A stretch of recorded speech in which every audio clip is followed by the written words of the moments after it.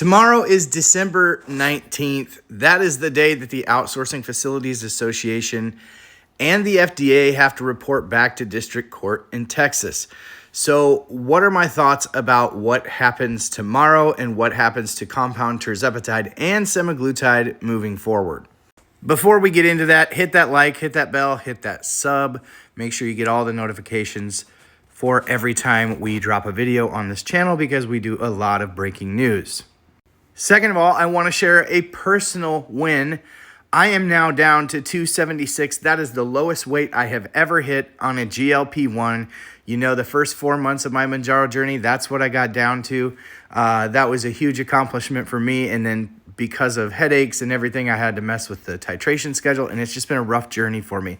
I went all the way back up to 300 pounds. I'm back down to 276 today. That's the lowest weight that I've been in at least 10 years as an adult. I am super, super, super excited to be making some really great progress in that regard. So what do I see happening with compound tirzepatide? Well, we dropped an article at onthepen.com, and I think you should go check it out. It is really detailed about what I think and why I think it. But for purposes of keeping this video short, here's what I think is going to happen. I think based upon the interview that we did with the Outsourcing Facilities Association's legal counsel this past week, that it's likely that the can gets kicked down the road another time here, likely until the next administration takes over, in which case we just get status quo for another month plus on compound tirzepatide and likely compound semaglutide, again referencing back to that interview with the OFA's legal counsel.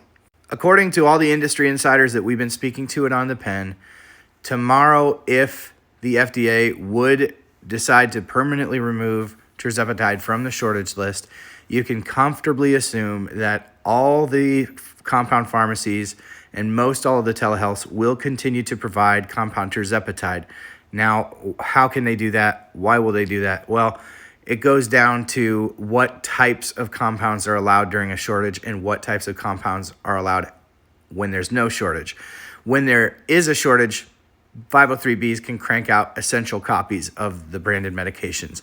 When the shortage ends, the copies that are made by compound pharmacies cannot be essential copies. In other words, they have to differentiate themselves from what is commercially available in some way. And that's going to look like two different things. It's going to either look like different doses than are available commercially, usually within 10%, it has to be greater than 10% difference.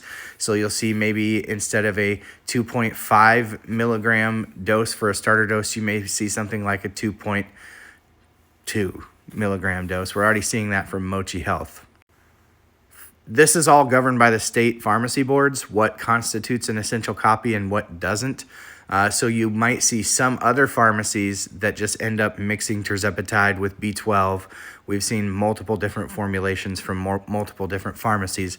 But this is likely the way forward in the meantime. Now, the thing is, what we don't know is what is the appetite for these pharmacies? What is the appetite for these telehealth companies once the cease and desist letters start flowing from Eli Lilly? Because that's what we know will happen. That's the way that Eli Lilly has behaved. Even during the shortages, there were compound pharmacies and even providers that received cease and desist letters from Eli Lilly. So we know that they're going to get them eventually and things are going to get real heated. So what's their appetite to continue to provide that? The other element to consider is that there has to be a medical need necessitating the different type of formulation that would now come from the compound pharmacy, where before it didn't matter at all. You just had to meet the doctor's qualifications to get the compounds or the telehealth's sort of boundaries for who qualified for the medication. Now the doctors are going to have to prove that you can't tolerate a commercially available dose or that you require medically the addition of B12 to tirzepatide. And that's not as cut and dry as it was before. So there are some obstacles, there are some hurdles that will have to be made, and it is going to change. Things are going to change, and how long these medications will be available will be anybody's guess. But we've outlined this all on The Pen. I hope you'll check it out on thepen.com. Also, we released our book this week if you haven't heard that by now, so please check that out. You can find it at glpbook.com. please, please, please check out the video that I did on that. It tells you my heart behind that. But that's the update for today. We will keep you posted if any developments happen before then, but tomorrow's going to be a big day. Of course, we've got CEO of Roe on tomorrow night, Z Ritano. From Roe will be on talking about Roe releasing the vials and what the implications are for patients, why that matters. And so I'm eager to hear from him, and I'm sure you are too. So until next time, we'll see you tomorrow. Thanks for hanging out with me, and can't wait to do the live show Thursday, 9 p.m. Central. Check you then.